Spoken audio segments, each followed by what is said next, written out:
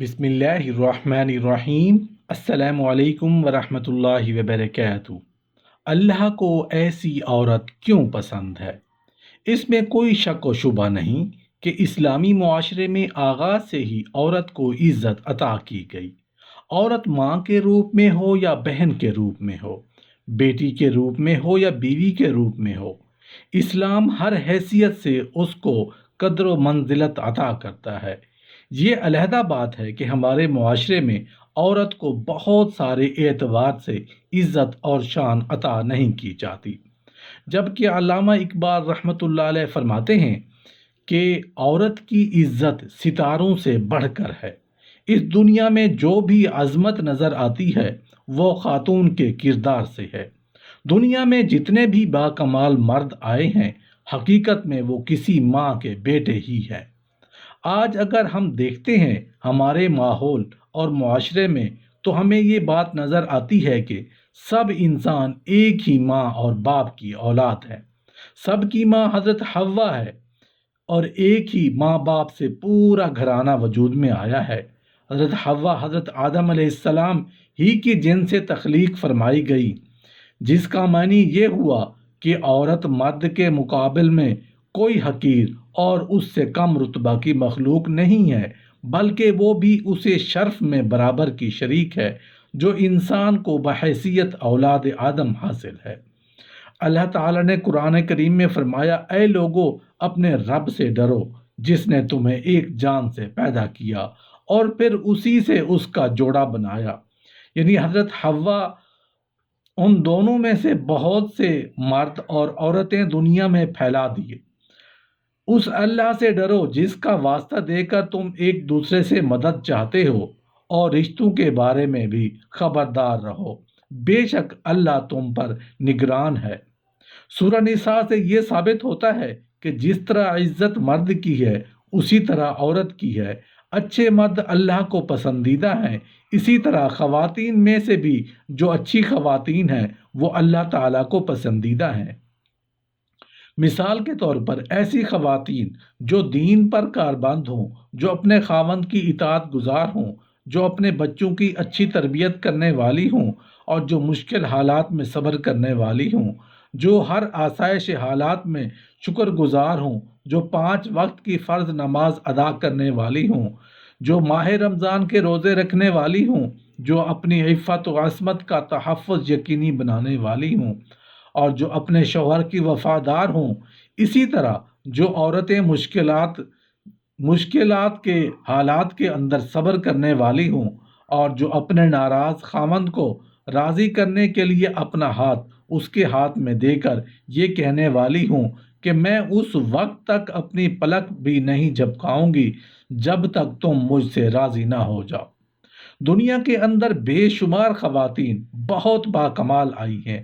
مثلا فرعون کی بیوی حضرت آسیہ جو ایماندار تھیں، اللہ تعالیٰ نے ان کو مثالی خواتین میں شامل کیا، اور قرآن کریم کی سورہ تحریم کی آیت نمبر 11 میں ان کا تذکرہ کیا ہے۔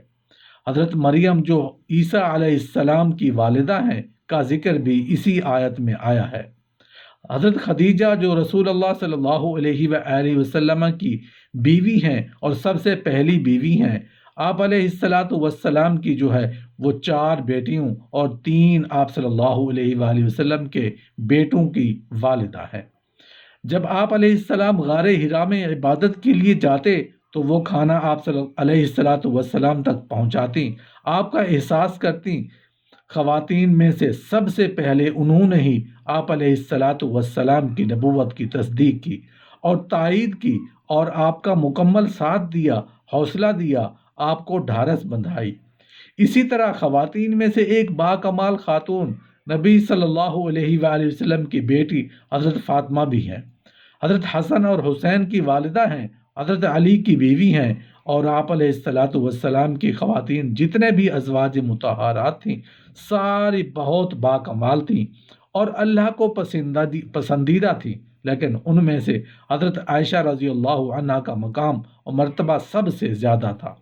اسی طرح اگر کوئی ایسی خاتون ہے جو فرض نماز ہی ادا کرتی ہے، فرض روزے ہی رکھتی ہے اور کم مقدار میں، معمولی مقدار میں صدقہ و خیرات کرتی ہے، لیکن اگر وہ اپنی زبان پر کنٹرول کرتی ہے اور پڑوسیوں کو اپنی زبان سے ایذا اور تکلیف نہیں پہنچاتی، تو آپ علیہ الصلاۃ والسلام نے قرآن کریم کے اندر بے شمار خواتین کی خوبیاں بیان کی ہیں۔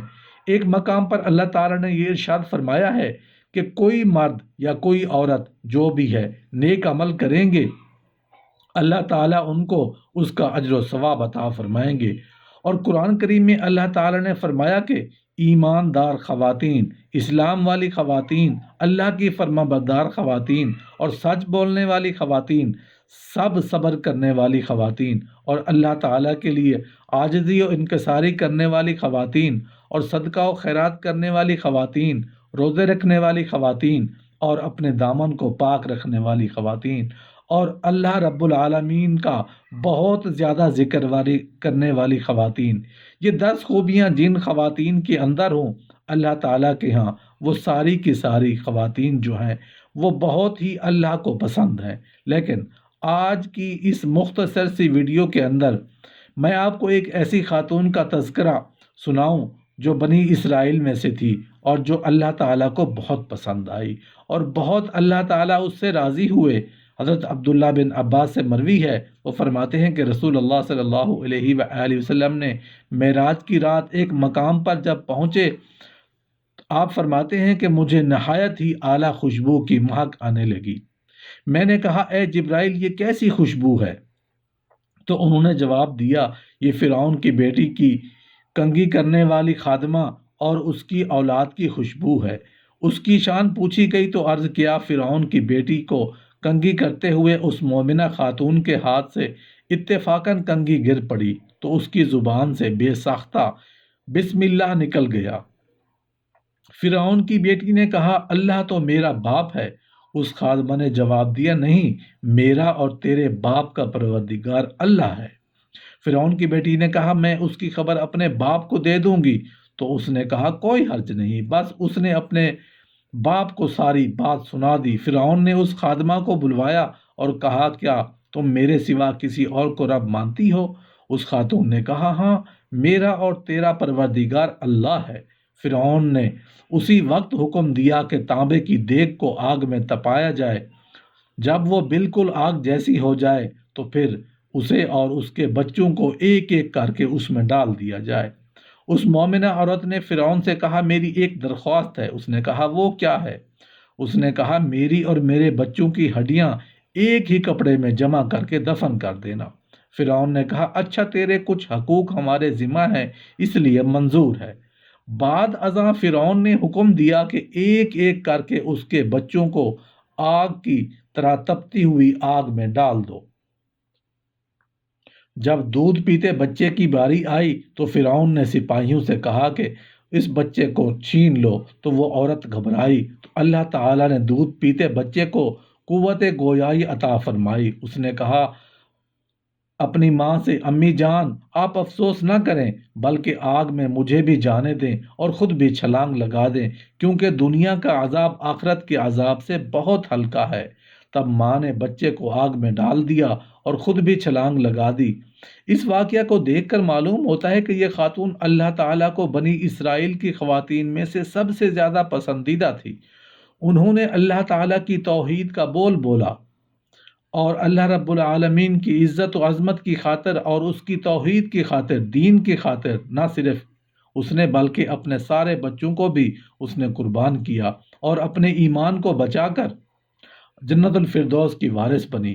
اللہ سے دعا ہے کہ اللہ مجھے آپ کو تمام مسلمان مردوں کو اور تمام مسلمان عورتوں کو یہی صبر، یہی استقامت عطا فرمائے، یہی ثابت قدمی عطا فرمائے کہ ہم مشکل سے مشکل حالات کے اندر بھی اللہ تعالیٰ کے دین پر قائم و دائم رہیں اور اللہ رب العالمین ہمارے ایمان کی حفاظت فرماتے ہوئے ہمیں جنت الفردوس میں اعلیٰ مقام نصیب فرمائے اور دنیا کے اندر جب تک اللہ ہمیں زندہ رکھے خاتمہ اسلام پر فرمائے۔